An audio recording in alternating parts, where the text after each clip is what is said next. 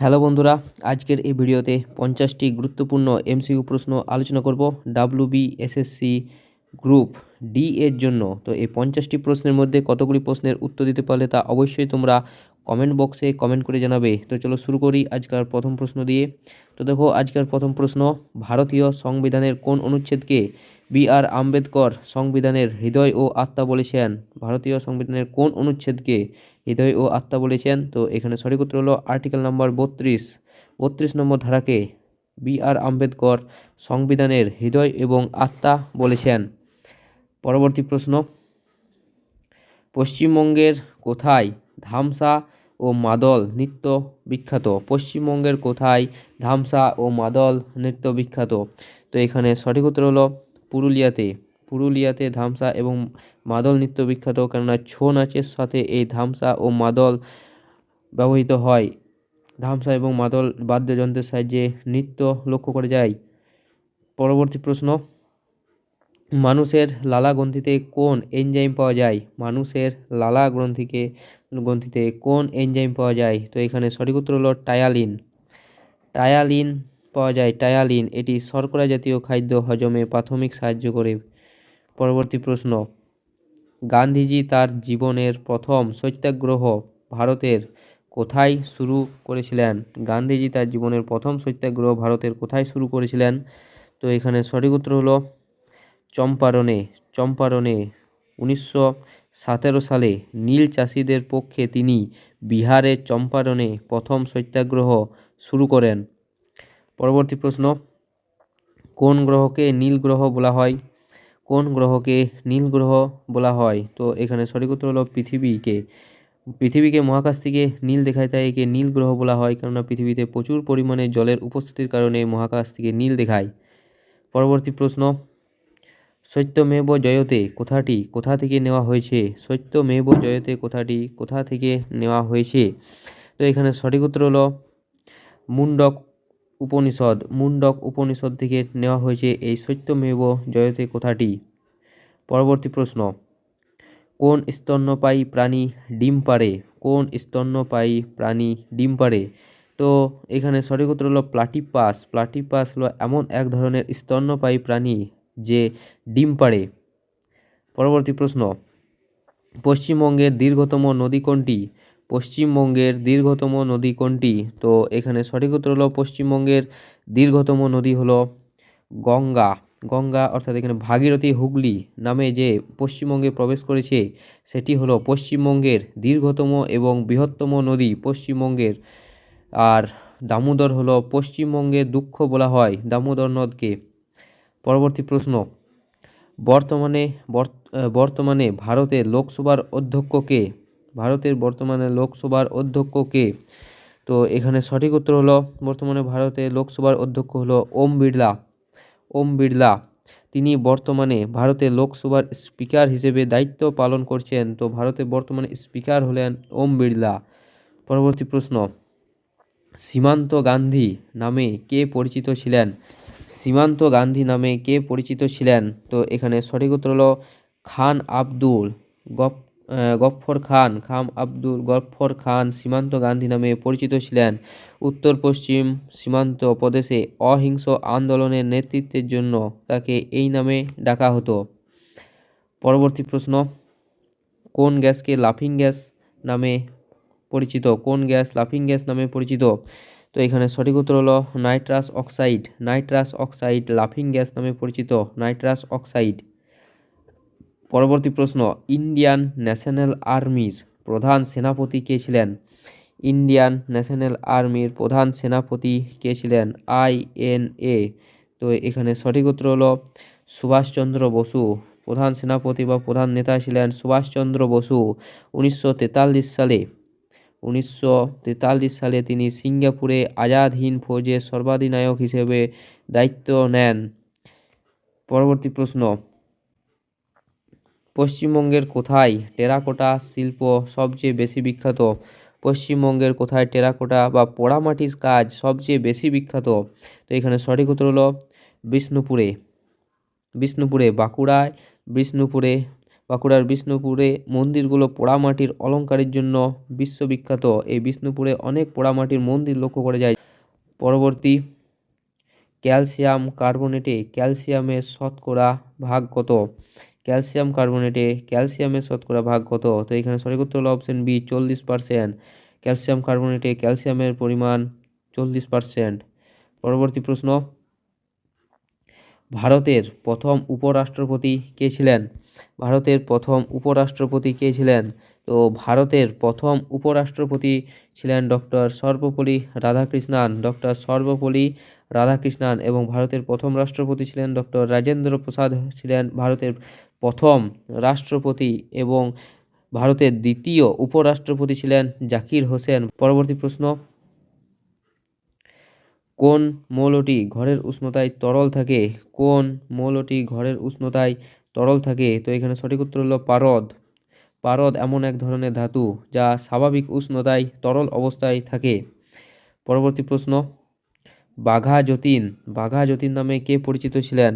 বাঘা যতীন নামে কে পরিচিত ছিলেন? তো এখানে সঠিক উত্তর হলো যতীন্দ্রনাথ মুখার্জি বা মুখোপাধ্যায়। যতীন্দ্রনাথ মুখোপাধ্যায় বাঘা যতীন নামে পরিচিত ছিলেন। পরবর্তী প্রশ্ন, পশ্চিমবঙ্গের উত্তরের পার্বত্য অঞ্চলের প্রধান নদী কোনটি? পশ্চিমবঙ্গের উত্তরে পার্বত্য অঞ্চলের প্রধান নদী কোনটি? তো এখানে সঠিক উত্তর হলো তিস্তা নদী। তিস্তা নদী হলো উত্তরবঙ্গের বা পশ্চিমবঙ্গের উত্তরের পার্বত্য অঞ্চলের প্রধান নদী এবং একে ত্রাসের নদীও বলা হয়। তিস্তা নদীকে ত্রাসের নদীও বলা হয়। পরবর্তী প্রশ্ন, বায়ুমণ্ডলের চাপ কোন যন্ত্রে মাপা হয়? বায়ুমণ্ডলের চাপ কোন যন্ত্রের মাধ্যমে মাপা হয়? তো এখানে সঠিক উত্তর হলো বায়ুমণ্ডলের চাপ ব্যারোমিটারের মাধ্যমে মাপা হয়। বায়ুমণ্ডলের চাপ ব্যারোমিটার যন্ত্রের সাহায্যে মাপা হয়। হাইগ্রোমিটার যন্ত্রের সাহায্যে বায়ুর আর্দ্রতা মাপা হয়। অ্যানিমোমিটার যন্ত্রের সাহায্যে বায়ুর গতিবেগ মাপা হয় এবং থার্মোমিটার যন্ত্রের সাহায্যে বায়ুর বা উষ্ণতা মাপা হয়। পরবর্তী প্রশ্ন, আর্থিক জরুরি অবস্থা কোন ধারায় জারি করা যায়? আর্থিক জরুরি অবস্থা কোন ধারায় জারি করা যায়? তো এটি গ্রুপ সি পরীক্ষায় পড়েছে এই আর্থিক জরুরি অবস্থা। তো এখানে সঠিক উত্তর হলো 360 নম্বর ধারায় জারি করা যায় আর্থিক জরুরি অবস্থা। পরবর্তী প্রশ্ন, বিশ্বের দীর্ঘতম নদী কোনটি? বিশ্বের দীর্ঘতম নদী কোনটি? তো এখানে সঠিক উত্তর হলো বিশ্বের দীর্ঘতম নদী হলো নীলনদ। নীলনদ হলো বিশ্বের দীর্ঘতম নদী যেটি আফ্রিকা মহাদেশে অবস্থিত। আর যদি বলে বিশ্বের বৃহত্তম নদী কোনটি? বৃহত্তম নদী কোনটি? তো তখন উত্তর হইতো আমাজন। আমাজন হলো বিশ্বের বৃহত্তম। দীর্ঘতম বলতে দৈর্ঘ্যের দিক থেকে দীর্ঘতম এবং বৃহত্তম যদি কথাটি বলে তখন হলো জল পরিবহনে কোন নদী সবথেকে বেশি? তো এখানে তখন আমাজন হতো। পরবর্তী প্রশ্ন, স্বরাজ আমার জন্মগত অধিকার কে বলেছেন? স্বরাজ আমার জন্মগত অধিকার উক্তিটি কার? তো এখানে সঠিক উত্তর হলো বাল গঙ্গাধর তিলক। বাল গঙ্গাধর তিলক বলেছেন এই স্বরাজ আমার জন্মগত অধিকার। পরবর্তী প্রশ্ন, পশ্চিমবঙ্গের বৃহত্তম জেলা আয়তনের দিক থেকে কোনটি? পশ্চিমবঙ্গের বৃহত্তম জেলা আয়তনের দিক থেকে কোনটি? তো এখানে সঠিক উত্তর হলো পশ্চিমবঙ্গের বৃহত্তম জেলা হলো দক্ষিণ চব্বিশ পরগনা। দক্ষিণ চব্বিশ পরগনা হলো পশ্চিমবঙ্গের বৃহত্তম জেলা আয়তনের দিক থেকে। আর পশ্চিমবঙ্গের ক্ষুদ্রতম জেলা হলো কলকাতা। পশ্চিমবঙ্গের ক্ষুদ্রতম জেলা। পরবর্তী প্রশ্ন, পিঁপড়ের হুলে কোন অ্যাসিড থাকে? পিঁপড়ের হুলে কোন অ্যাসিড থাকে? তো এখানে সঠিক উত্তর হলো পিঁপড়ের হুলে ফর্মিক অ্যাসিড থাকে। পিঁপড়ে বা মৌমাছি কামড়ালে এই অ্যাসিড শরীরে ঢুকে আমাদের জ্বালার সৃষ্টি করে এই ফর্মিক অ্যাসিডের জন্য। এবং ম্যালিক অ্যাসিড লক্ষ্য করা যায় আপেলে। ম্যালিক অ্যাসিড লক্ষ্য করা যায় আপেলে। পরবর্তী প্রশ্ন, মৌলিক অধিকার কোন দেশ থেকে নেওয়া হয়েছে? মৌলিক অধিকার কোন দেশ থেকে নেওয়া হয়েছে? তো এখানে সঠিক উত্তর হলো আমেরিকা থেকে মৌলিক অধিকার নেওয়া হয়েছে এবং ব্রিটেন থেকে মৌলিক কর্তব্য নেওয়া হয়েছে এবং আয়ারল্যান্ড থেকে ডিপিএসপি ডিপিএসপি বা নির্দেশাত্মকমূলক নীতি আয়ারল্যান্ড থেকে নেওয়া হয়েছে। পরবর্তী প্রশ্ন, ফ্লাইং সিখ নামে কে পরিচিত? ফ্লাইং সিখ নামে কে পরিচিত? তো এখানে সঠিক উত্তর হলো মিলখা সিং। মিলখা সিং ফ্লাইং সিখ নামে পরিচিত। ভারতের এই কিংবদন্তি দৌড়বিদকে পাকিস্তান থেকে এই উপাধি দেওয়া হয়েছিল। পাকিস্তান থেকে এই উপাধি দেওয়া হয়েছিল ফ্লাইং সিখ। পরবর্তী প্রশ্ন, গোরগাবুরু পাহাড় কোন জেলায় অবস্থিত? গোরগাবুরু পাহাড় পশ্চিমবঙ্গের কোন জেলায় অবস্থিত? তো এখানে সঠিক উত্তর হলো অপশন এ, পুরুলিয়া জেলায় অবস্থিত গোরগাবুরু পাহাড়টি, যেটি অযোধ্যা পাহাড়ের অন্তর্গত এবং এটি পশ্চিমবঙ্গের মালভূমি অঞ্চলের মধ্যে সর্বোচ্চ শৃঙ্গ এই গোরগাবুরু। পরবর্তী প্রশ্ন, সিন্ধু সভ্যতার প্রধান বন্দর কোনটি ছিল? সিন্ধু সভ্যতার প্রধান বন্দর কোনটি ছিল? তো এখানে সঠিক উত্তর হলো গুজরাটে অবস্থিত লোথাল। গুজরাটে অবস্থিত লোথাল বন্দরটি সিন্ধু সভ্যতার প্রধান বন্দর ছিল লোথাল। পরবর্তী প্রশ্ন, কোন রঙের আলোর তরঙ্গ দৈর্ঘ্য সব থেকে বেশি? কোন রঙের আলোর তরঙ্গ দৈর্ঘ্য বা ওয়েভ লেন্থ সব থেকে বেশি?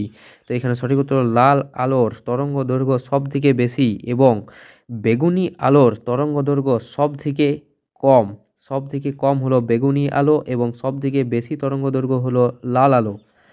পরবর্তী প্রশ্ন, বর্তমানে বা ভারতের বর্তমান প্রধান বিচারপতি কে? ভারতের বর্তমান প্রধান বিচারপতি কে? তো এখানে সঠিক উত্তর হলো বিচারপতি সূর্যকান্ত। বিচারপতি সূর্যকান্ত হলেন বর্তমান ভারতের প্রধান বিচারপতি, বিচারপতি সূর্যকান্ত। পরবর্তী প্রশ্ন, সুন্দরবন কিসের জন্য বিখ্যাত? সুন্দরবন কিসের জন্য বিখ্যাত? তো এখানে সঠিক উত্তর হলো রয়্যাল বেঙ্গল টাইগার এছাড়াও ম্যানগ্রোভ অরণ্যের জন্য সুন্দরবন বিখ্যাত। পরবর্তী প্রশ্ন, গৌতম বুদ্ধ প্রথম উপদেশ কোথায় দেন? গৌতম বুদ্ধ প্রথম উপদেশ কোথায় দেন? তো এখানে সঠিক উত্তর হলো সারনাথে। নির্বাণ লাভের পর তিনি 5 জন শিষ্যের কাছে এই সারনাথে প্রথম ধর্মবাণী প্রচার করেন সারনাথে।